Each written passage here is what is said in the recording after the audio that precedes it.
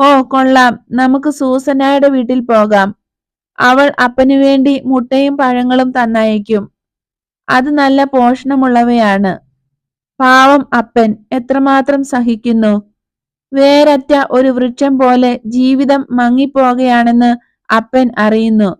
മരിക്കാൻ അപ്പൻ ഇഷ്ടവുമില്ല. ജെയിംസ് ഈശോയെ നോക്കുന്നു, മൗനമായ ഒരു പ്രാർത്ഥനയോടെ. ആ നോട്ടം കണ്ടില്ലെന്ന് ഈശോ ഭാവിക്കുന്നു. ജോസഫും അങ്ങനെയാണ് മരിച്ചത്, കഠിനമായ വേദനയോടെ. അങ്ങനെയല്ലായിരുന്നോ? അതെ, വേദനയുണ്ടായിരുന്നു, ഈശോ മറുപടി പറയുന്നു. എന്നാൽ മനസ്സുകൊണ്ട് സ്വീകരിച്ചതിനാൽ വേദനയ്ക്ക് കുറവുണ്ടായിരുന്നു. പിന്നെ നീയുണ്ടായിരുന്നല്ലോ കൂടെ. അൽഫേയൂസിനും ഞാൻ ഉണ്ടായിരിക്കാൻ പറ്റുമല്ലോ. സഹോദരന്മാർ ദുഃഖത്തോടെ ദീർഘശ്വാസമുതിർക്കുന്നു. ദർശനം അവസാനിക്കുന്നു.